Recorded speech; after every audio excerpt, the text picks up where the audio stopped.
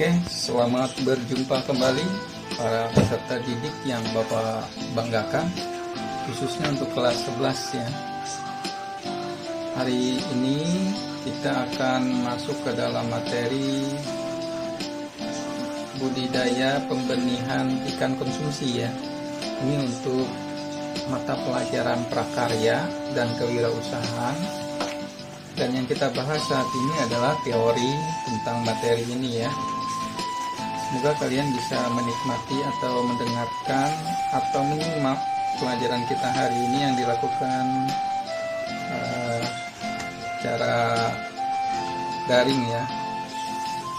Kalian belajar dari rumah. Sebelumnya Bapak berharap kalian semua tetap dalam keadaan sehat dan selalu mengikuti pesan ibu ya ketika kalian berada di luar rumah, yaitu pakai masker, kemudian cuci tangan pakai sabun dan jaga jarak. Dan kalau yang tidak penting-penting amat, jangan suka keluyuran ya. Kita akan selalu berusaha berikhtiar, semoga situasi seperti ini cepat berlalu dan kita bisa kembali melaksanakan proses pembelajaran secara tatap muka. Baik anak-anak Bapak yang sangat Bapak banggakan, materi kali ini yaitu tentang budidaya ikan. Nah, ini teorinya aja dulu ya. Nanti kita mungkin ya, karena tidak ada kesempatan kita untuk bertatap muka, kita agak sulit untuk mempraktekkannya apa yang harus kita lakukan sebagai wujud nyata dari pembelajaran kali ini ya. Tetapi tidak mengurangi rasa minat kita terhadap pembelajaran ini. Untuk sementara dengan situasi seperti ini kita tetap harus belajar mengikuti apa yang menjadi tuntutan dalam kurikulum kita. Baik, materinya budidaya ikan. Nah, perikanan. Secara teori, perikanan itu adalah semua kegiatan yang berhubungan dengan pengelolaan dan pemanfaatan sumber daya ikan dan lingkungannya, mulai dari praproduksi, produksi, pengolahan, sampai dengan pemasaran yang dilaksanakan dalam suatu sistem bisnis perikanan.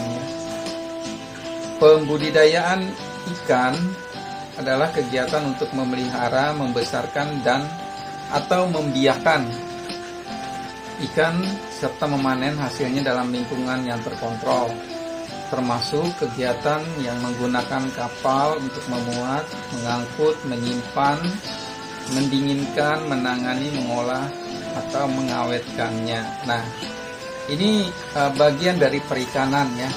Kita ketahui perikanan itu bukan hanya yang dilakukan ada di atas perairan sungai maksudnya ya, tapi juga ada yang dilakukan perikanan darat ya. Dalam tambak, kolam itu disebut juga dengan budidaya ikan. Nah, bedanya ya, kalau kita melakukan budidaya secara alami menggunakan arus air yang ada di sungai, otomatis kita tidak terlalu repot untuk dalam melakukan sirkulasi airnya ya, karena secara otomatis dia akan mengalir terus, berganti terus, namanya juga di arus sungai. Beda kalau kita melakukan budidaya yang ada di darat ya.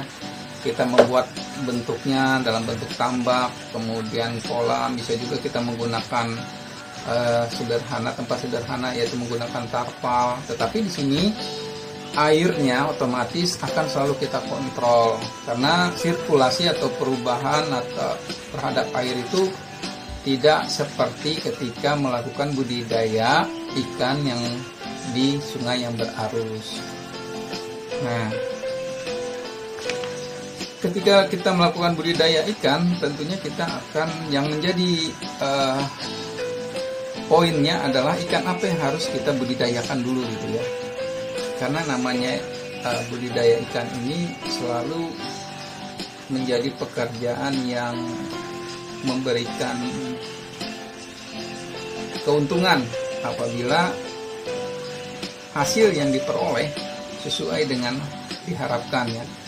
Namanya juga ikan selalu dibutuhkan oleh masyarakat. yang mengkonsumsi ikan ya. Kalau masyarakat yang tidak mengkonsumsi ikan ya otomatis tidak ada, bukan menjadi pasar potensial dalam kita memasarkan ikan ini. Kita juga harus pahami bahwa tidak semua masyarakat itu yang gemar makan ikan ya. Mungkin ada yang vegetarian gitu ya, yang sukanya sayur mayur gitu aja, tidak mengkonsumsi ikan.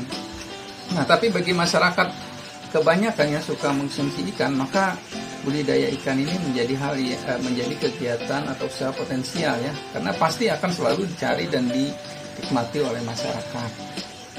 Nah, peserta didik sekalian, ketika kita ingin membudidayakan ikan, maka kita harus menentukan dulu jenis ikan apa yang harus kita budidaya itu ya, yang cocok dengan lingkungan kita. Kalau kita di sungai, misalkan kita membudidaya ikan yang memang habitatnya yang selalu sesuai dengan ekosistem air tawar itu ya. Tidak mungkin kita membudidayakan ikan laut tapi kita taruh di air tawar atau di sungai, di tambak. Tentu tidak cocok, nggak nyambung ya. Mungkin si Purnama ingin membudidayakan ikannya ikan hiu Pak. Kalau membudidayakan ikan hiu itu tempatnya di laut ya, karena hiu mungkin tidak cocok untuk di sungai. Nah, mungkin yang cocok di sungai itu seperti ikan apa tuh? Ikan nila ya, kemudian ikan gabus ya, ikan kakap, kemudian ikan gurami gitu tuh. Yang cocok untuk tempat-tempat kita ini. Kalau di laut ya ikan budidaya lagi ya. Itu mungkin orang di sisi lain memang tempatnya tidak sesuai dengan tempat lingkungan kita yang tidak berada di laut, maka kita harus menyesuaikan budidayanya yang cocok. Nah, seiring dengan bertambahnya jumlah penduduk ya penduduk Indonesia bukan penduduk dunia, tapi kadang-kadang juga ya, kalaupun ikan kita ini bernilai ekspor, maka pasarnya juga pasar dunia juga gitu ya, internasional gitu. Tapi sekarang skop kita adalah untuk masyarakat yang ada di sekitar kita saja ketika kita membudidayakan ikan. Seiring dengan bertambahnya jumlah penduduk Indonesia ya, kebutuhan akan protein dari ikan juga makin meningkat. Karena sumber protein itu paling banyak didapat dari ikan ya. Ya, jenis-jenis ikan yang ada baik itu yang dibudidaya di sungai atau di darat, di tambak, kolam, itu memiliki protein. Cuman kadang-kadang berbeda dalam hal apa ya? Rasa biasanya ya. Ikan yang dibudidaya di air sungai mungkin agak berbeda rasanya ketika ikan yang dibudidaya di darat, di tambak, di kolam. Kemudian mungkin juga agak berbeda dari sisi pertumbuhannya ya. Kalau di sungai yang selalu berarus, ikan selalu bergerak ya. Dia selalu bergerak karena di samping karena sirkulasi arus tadi yang membuat dia selalu merasa bebas untuk melakukan gerak. Tapi kalau di tambak yang tidak terlalu berarus, nah ini mungkin agak melambat ya. Hanya saja sekarang zamannya orang semua memiliki daya pikir yang cukup baik sehingga dia bisa memodifikasi ketika dia ingin membuat suatu kolam untuk budidaya ikan. Nah, di kolam di darat tentunya dia akan membuat bagaimana arus air yang ada di darat ini bisa mengalir gitu. Tentunya tidak lepas dari teknologi ya. Mungkin ada teknologi sederhana, ada juga yang lebih canggih gitu ya. Ada yang menggunakan aerator, gelembung-gelembung udara, ada juga yang menggunakan tenaga dari angin untuk membuat percikan-percikan air supaya ada pergerakan air di darat. Nah, Budidaya perikanan merupakan salah satu subsektor yang sangat potensial untuk dikembangkan karena dapat menerapkan rekayasa teknologi sehingga dapat menciptakan produk perikanan yang berkualitas dan berkesinambungan gitu ya. Berdasarkan fungsinya, sumber daya perikanan Indonesia terdiri atas ikan konsumsi dan non-konsumsi. Nah, ikan konsumsi itu adalah jenis-jenis ikan yang lazim dikonsumsi oleh manusia sebagai sumber pangan. Ikan konsumsi dapat diperoleh salah satunya dari proses budidaya yang kita bahas tadi ya. Contoh ikan konsumsi yang sering dibudidayakan antara lain lele, kemudian gurami. Nah, kalau di tempat kita ini di Danau Sembuluh ya, gurami itu mungkin dikenal dengan nama kalui ya, kalui. Wah, kalau besar tuh mahal harganya ya, gurami itu. Kemudian nila, mas, ikan mas ya, ikan bawal dan patin. Nah, ikan-ikan tersebut dapat dibedakan berdasarkan morfologinya ya. Pengenalan struktur ikan tidak terlepas dari morfologi ikan, yaitu bentuk tubuh ikan sebagai ciri-ciri yang mudah dilihat dan diingat. Nah, morfologi ikan sangat berhubungan dengan habitat ikan tersebut ya. Kalau kita ingin membudidayakan lele, tentunya kita harus paham betul lele ini sukanya dengan lingkungan yang bagaimana gitu ya. Yang berlumpurkah, yang keringkah, yang ada tumbuh-tumbuhankah gitu ya. Kalau kita seandainya membudidayakannya di darat ya, tambak gitu ya. Nah, kalau gurami, kalui misalkan, dia sifatnya paling senang dengan situasi yang bagaimana lingkungannya ya. Apakah itu ada tanaman, ada tumbuh-tumbuhan di atasnya, atau bawahnya bagaimana gitu ya. Begitu juga dengan ikan nila, mas, bawal, dan patin yang lainnya. Nah, kalau jenis-jenis ikan ini yang ada di tempat kita ini menjadi ya cukup primadona ya, paling disenangi ya. Kita sering ketika kita berjalan sore hari, kalau ada di perkotaan ya, ada itu warung-warung yang ada di pinggir jalan sebelum pandemi itu kan rame ya, jual bakar ikan, warung bakar ikan, lele, gabus, bawal, patin. Wah, ini paling enak sekali, paling top ya, ikan seperti ini. Nggak ada bakar ikan hiu, kecuali purnama aja yang ingin membudidayakan ikan hiu, kemudian buka warung jual bakar ikan hiu gitu ya. Nah, jadi yang datang itu teman-temannya semua tuh, mereka si Mia Tenani gitu ya, kemudian bapak sudah lupa nama-nama kalian ya, maklum kita jarang dapat mukanya. Nah, sekarang kita masuk ke ikan lele. Nah, ikan lele. Kalau bahasa kita ikan lele itu pentet ya. Nah, ada jenisnya juga nih. Ada lele yang jumbo besar, panjang. Ada lele yang kecil gitu. Yang paling asik itu lele yang kecil-kecil itu yang dikenal dengan kalau makanan di warung-warung itu pecel lele ya. Jadi lelenya digoreng, kemudian ada lalapannya. Wah, tuh top tuh. Nah, lele lokal. Lele lokal ini merupakan jenis ikan konsumsi air tawar dengan ciri-ciri tubuh ya.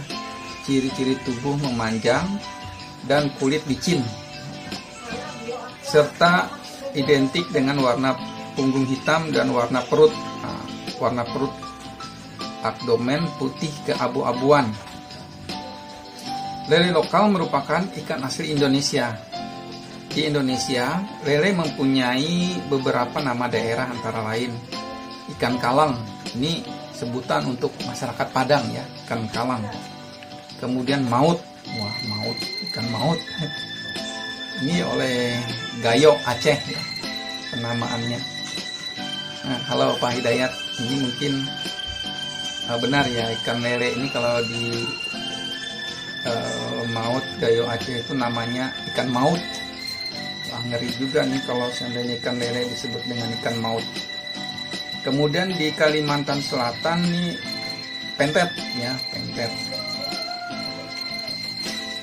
di Makassar itu nama lainnya adalah keling. Nah, di Bugis lain lagi namanya nih.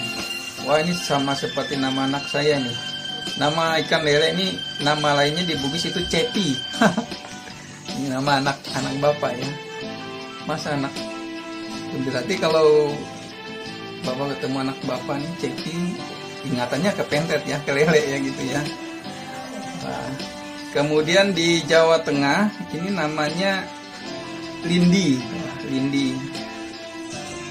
Nah, itu nama-nama yang ada di berbagai daerah ya, penamaan terhadap lele. Jadi nama ragam bahasa ini terhadap suatu benda, barang, atau binatang ini beda-beda ya, tetapi wujudnya sama ya.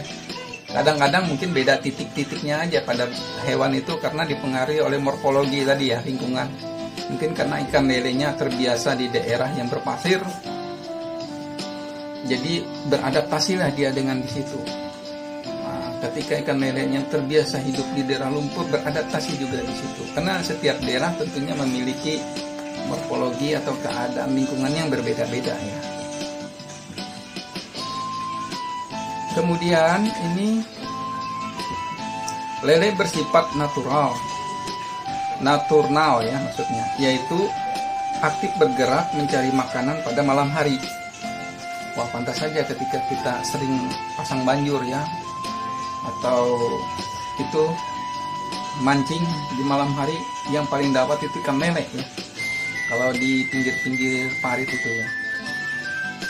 Itu barusan tuh si tetangga bapak ya, si Rehan anaknya Bu Santi itu dapat ikan lele tuh, besar ikan lele. Dia membanjur aja, atau istilahnya dia taruh pancingnya itu di parit, paginya diambil dapat lele besar, mungkin 1 kiloan lebih nih ya, bintik. Nah, berdasarkan kebiasaan makan, lele merupakan hewan karnivora, yaitu golongan ikan yang sumber makanan utamanya berasal dari bahan hewani. Ini makanan-makanan untuk lelenya, karnivora, jadi pemakan daging juga. Kalau nggak ada daging, daging dalam artian hewan-hewan kecil yang bisa dia mangsa ya, dia mangsa. Entah itu cacing, makanan, kemudian ikan-ikan kecil itu ya, itu yang bisa dia konsumsi. Nah, usaha pembenihan lele mempunyai prospek yang cukup cerah. Permintaan konsumen makin meningkat, kemudian pengembangan teknik pembenihan ikan yang baik akan meningkatkan hasil budidaya secara berkelanjutan. Dari sisi segmentasi pasar, lele sangat bervariasi ya, tergantung pada ukurannya. Ini ada ukurannya sampai 5 sampai 7 cm, dijual dengan kisaran ini harga pada tahun 2013 ya, berdasarkan buku yang ini yang Bapak baca ini. Benih ikan lele dengan ukuran 5 sampai 7 cm dijual dengan harga 170 sampai 200 per ekor. Nah, bahkan sampai ada sampai 300 per ekor ya. Ini untuk ikan lele. Oke. Selanjutnya ikan nila, bahasa Latin. Iya, untuk ikan lele tadi bahasa Latinnya Clarias batracus ya. Kemudian nama-nama daerah di tadi yang sudah kita bahas tadi yang macam-macam namanya. Kemudian untuk ikan nila, bahasa Latinnya Oreochromis niloticus. Wah. Ini untuk ikan nila ya, salah satu ikan juga yang ada yang menjadi primadona di daerah kita ya, di Kalimantan ini. Ikan nila merupakan jenis ikan konsumsi yang hidup di air tawar. Merupakan ikan hasil introduksi yang berasal dari Afrika bagian timur pada tahun 1969. Ini berdasarkan buku ini juga yang Bapak baca ya. Nah, saat ini ikan nila menjadi komoditas andalan dan unggulan ikan konsumsi air tawar di Indonesia. Ikan nila cenderung sangat mudah dibudidayakan dan dipasarkan karena merupakan salah satu jenis ikan yang paling disukai oleh masyarakat. Wah, Bapak juga paling suka ikan nila ini, bakar ikan nila. Wah, paling enak tuh, apalagi ditambah sambalnya, luar biasa. Nah, morfologi ikan nila adalah garis vertikal yang berwarna gelap di sirip ekor sebanyak 6 buah. Garis seperti itu juga terdapat di sirip punggung dan sirip dubur. Bersifat omnivora, sehingga dalam budidayanya sangat efisien. Nah, ini untuk ikan nila. Kemudian untuk harga benih ya, ini berdasarkan buku ini juga yang Bapak baca ini. Harga benih nila di pasaran biasanya dijual berdasarkan ukuran bobot dengan harga 25.000 sampai 28.000 per kilo. Wah, mungkin sekarang sudah berubah ya, mudah-mudahan bisa turun. Kalau naik ya mau nggak mau, perkembangan zaman artinya ikan ini tidak selalu pada harga yang itu-itu saja ya. Ketika ikan ini sedikit mungkin harganya lebih mahal, tapi ketika banyak atau musimnya mungkin bisa jadi murah. Fleksibel mungkin sifatnya di sini. Teknik budidaya nila relatif mudah sehingga sangat layak dilakukan pada semua skala usaha ya. Rumah tangga, mikro, kecil, menengah, dan besar. Nah, itu untuk nila. Sekarang bagaimana untuk gurami? Wah, bahasa Latinnya Osporonemus gourami. Wah, agak sulit membacanya. Kalau bahasa kita bagaimana di tempat kita nih? Kalui gitu ya. Kan gurami. Gurami merupakan jenis ikan konsumsi air tawar, bentuk badan pipih lebar, bagian punggung berwarna merah, sawo, dan bagian perut berwarna kekuningan, keperak-perakan.